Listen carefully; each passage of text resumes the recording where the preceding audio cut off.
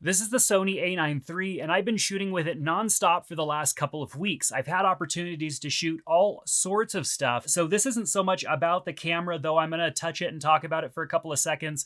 It's more about the photos and the opportunities that I was able to grab because of the capabilities of that camera. Now, I primarily shoot with a Sony a1, and so I already have the cream of the crop that Sony has to offer, and I've been very happy with that camera since its inception. No need to replace that camera, but the idea of being able to shoot at insanely high frame rates is something that I'm super excited about, and I definitely got to test that this last week, as well as shoot with strobes at insanely high shutter speeds that I never would have been able to accomplish doing before with any other camera. So let's talk first about the camera, and then we'll get into some of these images. First of all, I love the redesigned grip and the ergonomics of this camera. It feels great, and I wish that my A1 had the ergonomics of this camera.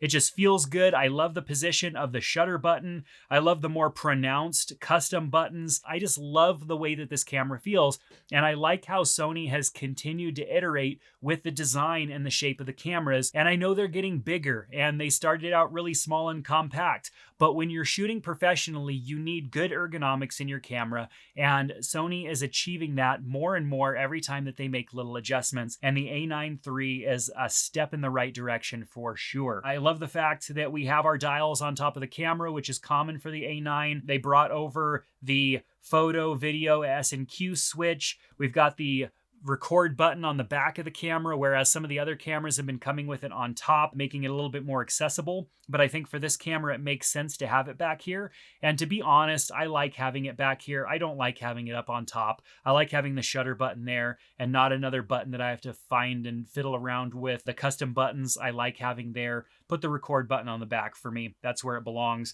I definitely like having the articulating screen that flips out and rotates around. It does take a little bit of thinking about because you've got a lot more going on here, and you really have to think through it before you start tugging on this thing because it's a lot. It's gonna pop out and rotate and flip around, and you just want to be careful not to put a lot of pressure on it. Even though it's well built, I definitely worry about it. Flip out only is not what I'm all about. And tilt only, I would rather have tilt only than flip out only. But this is the best of both worlds. When I'm shooting low, I could pop the screen out. I'm looking straight down the camera, down the center line of the camera, which I have to think less. If it's out here, I'm trying to line everything up. It's kind of crazy. If I'm looking straight down the camera and I could tilt the screen in this way, that's the best option. And then when I need to, I can flip it around, and maybe I'm shooting low or something like that, and I'm shooting portrait and I want to flip the screen out in this way.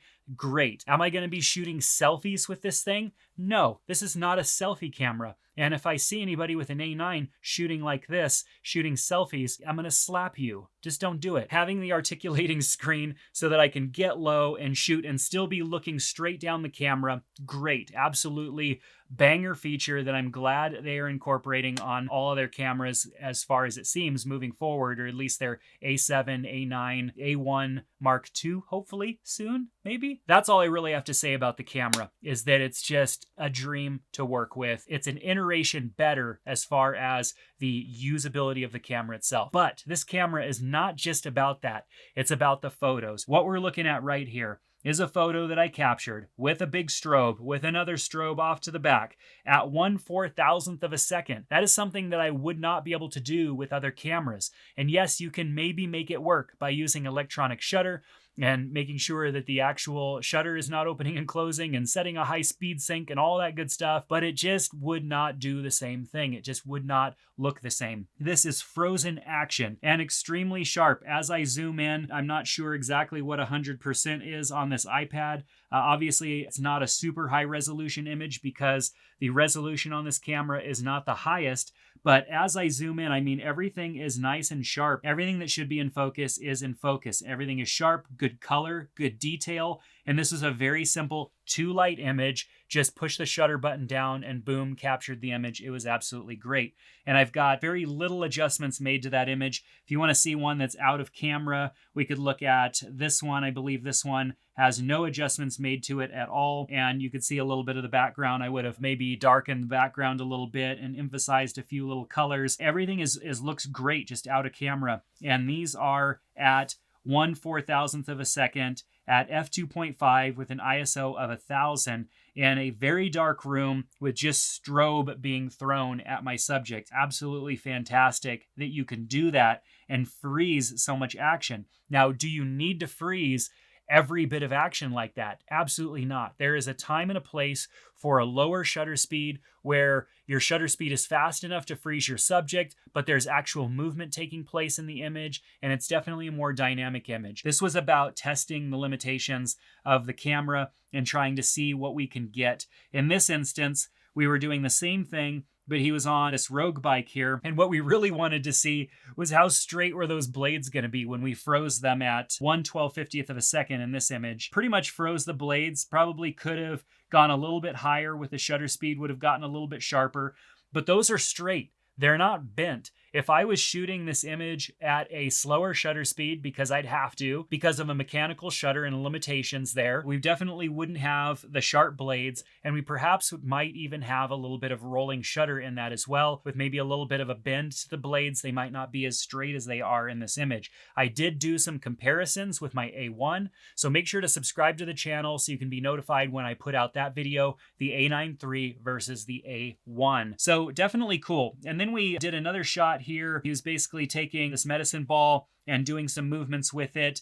We were at 1/1250th of a second, again shooting with strobes, and just absolutely cool shots that we're able to get so sharp, and you can only really get this look with strobes. We tried to get a similar look with constant light, and like continuous light just is not the same when it comes to taking photos. Yeah, continuous light can be more adaptable and useful if you're shooting hybrid or if your scenario's changing, and strobes could be a little bit more finicky. They don't refresh as fast, which means you can't take as many photos, but nonetheless, like, you just can't get as good of a photo unless you use strobe. That's why strobes are still a thing, and they're still great. We'll look at some photos on the back of the camera that were from the continuous light, because I was trying to shoot at full open 120 frames per second. That was definitely an experience. I then shot a bunch of other stuff. We shot some stuff with my friend's truck. And so with the A9 III, I was at 1/2000th of a second here. He's just spraying snow up everywhere, and we've got snow mist and everything. Probably could have shot at a slower shutter speed with this, but I was just having fun and rapid fire with 120 frames per second to see what we can get. And it was definitely fun shooting this series of images of my friend's truck, some of them with the truck sitting still, some of them with some action. Just definitely a fun experience trying different things with the A9 III. And then I also shot a bunch of video with the A9 III as well. So let's put the iPad aside and let's take a look at the back of the camera, because a lot of these photos I just haven't fully processed yet. Let's jump back to the continuous light sequence. So in this sequence, I was shooting at 1/250th of a second, f2.8 at 400. And check this out as I rotate through these photos. I mean, look at the photo number count, the file number count, as I'm just blasting through these. And I just turn around and go the opposite direction. I was getting so many images. Press down the shutter button for what feels like no time at all, and you have 300 images immediately. And that definitely takes a large SD card. I filled up my SD card pretty fast. You can see there's the 120 frames. Gosh, just so many options in there. And that's what's great about this camera. I mean, you're shooting action like this, and you just don't know when the perfect moment where facial expression is good, bicep is fully flexed, ropes are in a good position, everything is good. You can't time that perfectly taking one shot at a time or using continuous on a slower camera. You're going to be there for quite a while having your subject just go through the motions on repeat until you get it right. Here we were doing continuous. This was the first time we gave it a try. Definitely a lot more light there. Here's all the strobe images as well. And then if we go back further through some of the other images I was taking, including some of the video that I was shooting with this camera, we get to the images that I shot of my friend's truck. Then we get to those images where he was just letting it rip. And I mean, look at that. This is just so cool to be able to get shots like this. And as I take these into Lightroom and apply an edit to them and then export them and throw them in Adobe Premiere and speed them up to, say, 24 or 30 frames per second. So cool that you could do that with images. And what's great about these images is they are raw, and so you could take all those raws into Lightroom. You could throw a really cool edit on them, which might be kind of hard to do if you were shooting video and trying to throw a LUT or make adjustments in post. Definitely, I'm more familiar with editing photos than I am with editing video and color with video, and I know that I can make for a cool looking photo. It's definitely more challenging for me to make for a cool looking video, but with the photos, you've got so much more dynamic range, so much more data to work with because it's a still image, but with this camera, you can capture up to 120 of them in a second. And so slow the camera way down and shoot 30 of them in a second. And that's it. That seems pretty slow. But you can shoot motion video with this camera and shoot to your heart's content, limited to space, of course, and the buffer. I was able to get to around 300 or so raw images before the buffer filled up and it started to slow the camera down. That's just insane. Another thing to think about when you're shooting that fast is, how is the autofocus? Can it track and keep track of what's going on? Now, in those instances where I was shooting high speed and the truck was driving away, the camera was maintaining focus as the truck drove away. And yeah, it wasn't getting too far because it was shooting so many images, but it maintained focus and did not lose focus on any of those images, despite the fact that snow and things were kicking everywhere and it could trick a camera, especially a camera trying to do things as fast as the a9III was in that moment.